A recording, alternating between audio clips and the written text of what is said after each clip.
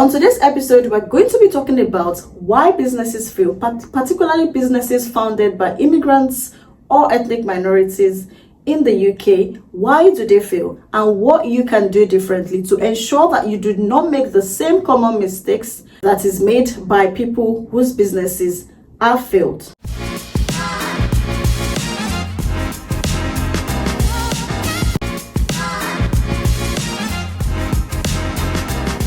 Hi everyone, welcome to the 7th episode of the Limitless and Thriving Podcast. In this podcast, we bring to you key insight strategies and steps that you need to stand out as a professional or as a business owner, either in your career as well as in your business. So if that interests you, make sure you stay tuned to the end, because I've got a very special opportunity to share with you that is going to help you facilitate your career as well as your entrepreneurial journey to the next step.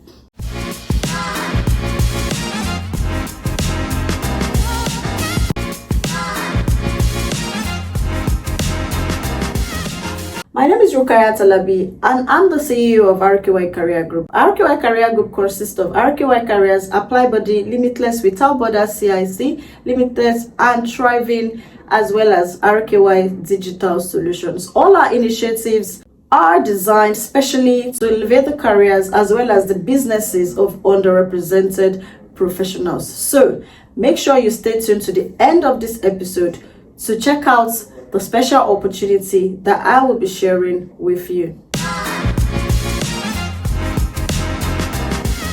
This topic that we're going to be discussing is very, very vital in the journey of every entrepreneur.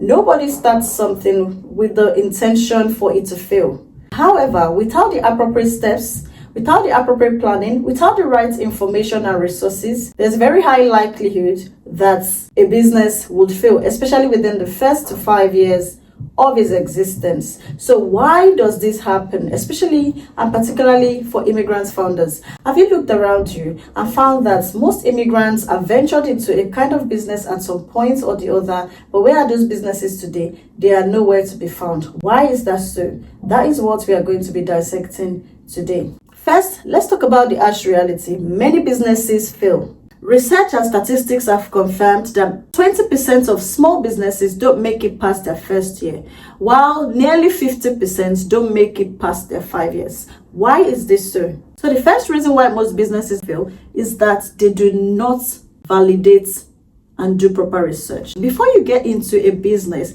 you need to be sure that there's a need for the solution you are bringing to the market. Are you getting into a business just because somebody else is doing it? Somebody that inspires you or mentors you is doing the same business, or someone in your network, you can see that the person is successful at something, so you feel that that thing is what you should do as well. This is the mistake that most people make, because guess what? You might see the surface level of another person's success, but you do not know how much they put into it. You don't know their strategies, their model, what they invest in marketing. You don't know what they are leveraging. And most people have a leverage, which you might not be aware about. But guess what? You have a leverage as well. The uniqueness you bring to the table is your own leverage as well, but you need to tap into it. You need to identify it. That's why you need to validate your idea. You need to be sure that the problem not only exists within your own small network, that it also exists in a wider scale of things. That's the only way you'll be able to scale your business and offer the same product you've tested within your network to a wider market. How scalable is this business? Is it just a business that can only serve a particular community? Another reason, which would be my second reason today, why most businesses founded by immigrants fail, is lack of financial planning. A lot of people focus too much on revenue. We need to have very good models that helps us to get that cash flow in. Cash flow is a very big determinant to your next step. Say for instance, you want to expand the business, you want to invest in the business. Cash flow is very important. You're not going to use your revenue to grow the business. Of course, revenue can grow the business, but what's your profits margin as well? You need to have very clear revenue strategies. Revenue is very important, but however, your margin must also make sense. Another trap that most immigrant businesses fall into is that we don't account for our time. There are so many things that we do not charge the business for, and that gives us that facade that the business is actually successful. But guess what? If you place those appropriate expenses on the business, on the revenue, you will see that the business isn't really doing well as much as you actually think. So another thing is your business model. A lot of people have business models that are not scalable, very weak business models. First of all, you want to make 100,000. Everybody wants to make 6 figures, right? You want to make your first 100,000 based on your current offerings. How many people would you need to serve to get to 100,000? Do you have the customer base for that? What's your customer acquisition strategy? What's your revenue making model? How many revenue making resources or sources do you have for the business? What's your expenses like? Is it really scalable based on the number? Say for instance, if you get the 1,000 customers you're looking for instance, can you manage it? That's how you will know whether you're ready to scale your business or whether you have a business model that is working or not. One thing I will always tell people is that you need to be process minded. You need to be able to set up processes, automate processes from routine activities. I hate routine activities. If I have to go through a process once, the next time I'm already thinking, okay, so now that we've gone through this process, how can we automate it so that next time is plug and play? I get bored from like mundane tasks. I want to use my time to start something new that will be a new process rather than using my time to repeat something that I could just do a plug and play kind of. So that is how you should be thinking as well. Another thing is scaling too fast or too slow, which is very related to what I've just said. A lot of people move faster than the potential of their business or what they can actually accommodate.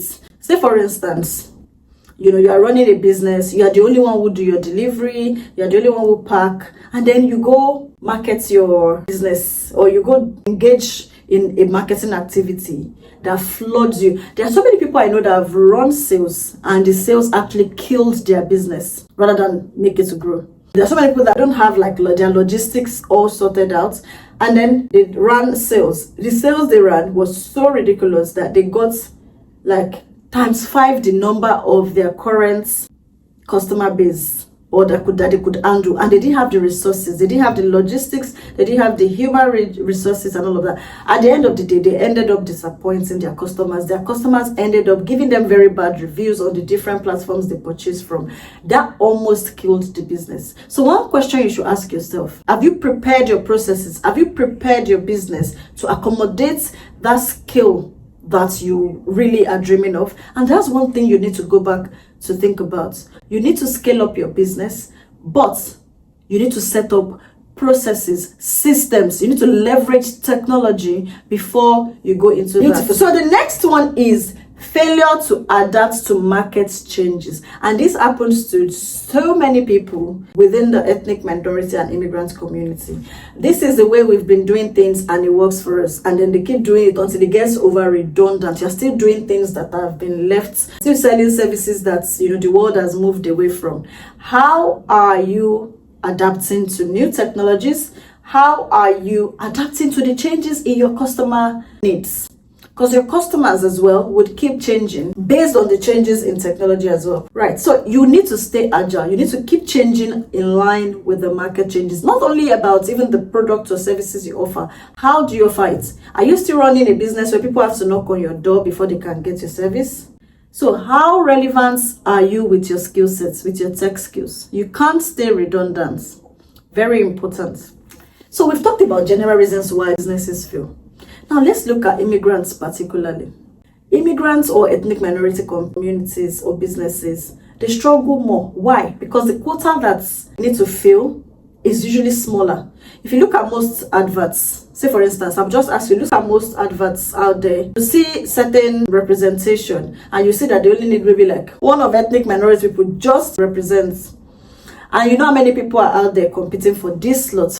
So what does that mean? There are some limitations that are especially or specifically affecting immigrant businesses. One of them is limited access to funding, either as an immigrant business owner or an ethnic minority business owner, or even female business owners. There are limitations around raising funds. Another thing that would usually hinder immigrants is the lack of credit history that most immigrants don't have, especially when you're still within your first 5 years. You don't have credit history for people to give you business loans. So, but like I said, there are opportunities that are also especially for immigrant founders. And another way you can look at as immigrant founders is that we cherish communities, right? You can also raise funds. You can raise funds within your communities. Scale as you grow. Do not go, oh, I want to start a business, and then the first thing you're doing is renting an office and all of that. But one thing I've found is that most founders who raise funds immediately they start their businesses end up mismanaging the fund because they haven't even tested their ability, their resilience, and everything to build a successful business. And I think investors are always more willing to also invest in people who have track record of success from previous businesses, or people who have scaled their business up to a level and then want to grow it, higher.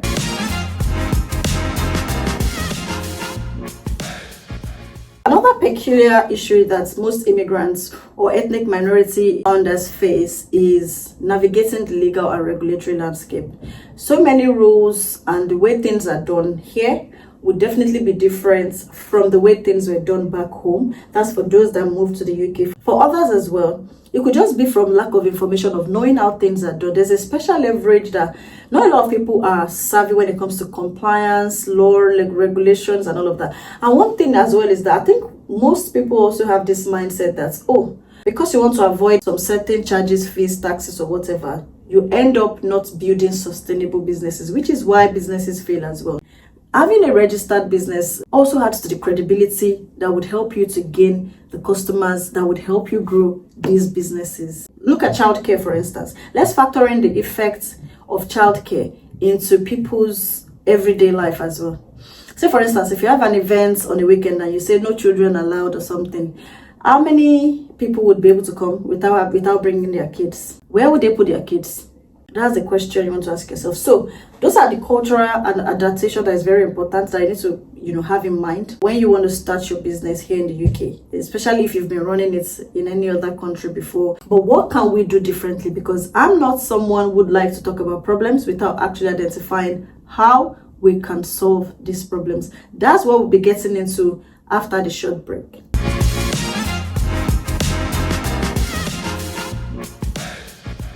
Let's get right into the solutions. What are the things you should do differently to build a successful business here in the UK or anywhere you are watching me from? So the first thing is you need to leverage your community and network. You need to network. Professional networks, business networks, very important. I can't emphasize enough the power of networking. However, attending a networking event where you've strategically looked at those that would be speaking and you're like, okay, I definitely want to meet this person. I would like to talk to this person. Or I've always wanted to speak to this person. When you go to a networking event, there's always that opportunity for you to approach them and talk to them about, I've always watched you from afar. Can you be my mentor? Can you be my coach? And if at all you don't even have the opportunity for the one-to-one events, that's a very good icebreaker the next day. 2 days after, a week after, when you get into their DM on LinkedIn or any other platform that they are. So what am I trying to say? We need to up ourselves and go for networking events. And at this point, I'm going to invite you,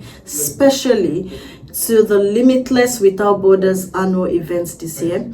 Like I said, all our initiatives are committed to ensuring that we build that community. All these gaps we've mentioned at the beginning of this episode, that is what we are trying to solve. We're trying to get that information that you need: financial literacy, grants literacy, community networks, making up for the local references that you lack now, either because you are in a new country or because you are an ethnic minority professional who has never had that leverage. Parents didn't send you to Harvard, Oxford, all those places where naturally they're already being prepared for this stage of life. What am I trying to say?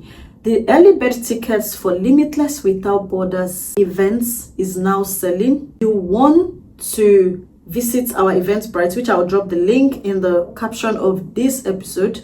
Make sure you book your tickets and secure yourself an opportunity to elevate your career as well as your business. You're going to come across business networks, professional networks, industry leaders. I don't want to even spill the beans yet, because right now we are still releasing the information little by little. So I guess how many people you're going to get the opportunity to network with? 1,000 attendees. It has never been done before, bringing together 1,000 professionals and founders and industry leaders to come under the same roof and share opportunities, share insights, key strategies, successful people who have gone there, been there, done that, all the places you want to be. These are the nuggets that we're going to be spilling. It doesn't stop there. As a business owner, you shouldn't just be attending alone. You should be exhibiting. You want to start a business, you are producing, you sell hair, you sell this, you sell a service, you have a service, book an exhibition slot. We have a few exhibition slots for you to showcase your services and businesses to 1,000 attendees. So get ready for this event. It's happening on the 21st of June 2025 in summer, so you don't have any excuse, and it's happening in London. So regardless of whether you're in London or not, you definitely must make it to this event. We've done this every year. We have the last one in 2024 at the University of East London. The venue for this year is going to be announced pretty soon.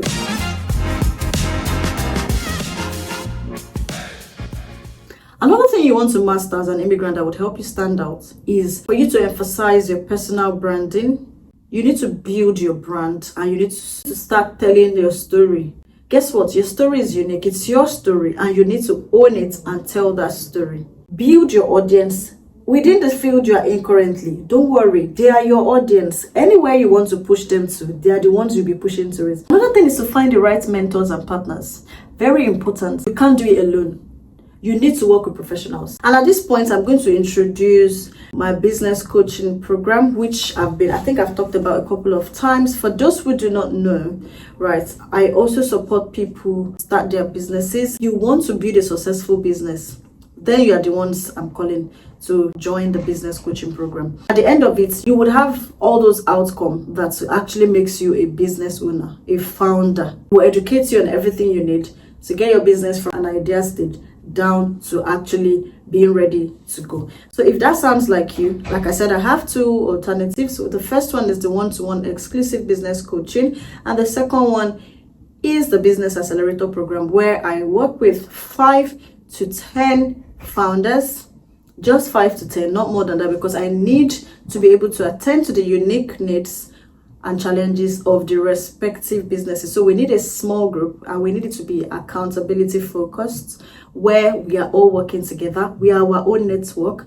and probably if we are all located in the same part of, if we're all in London as well, for the last session or for some of the sessions, we can also meet physically, network, and all of that. I'm also going to be introducing you to my other networks of professionals where you can take your career and your business to the next level. And if you want to work with me, bookings are now open. The links are down there. So the one-to-one would be called one-to-one exclusive business coaching, while the business accelerator program is the 5 to 10 founders group. If you're one of those that want to build a successful business, you want to definitely work with me.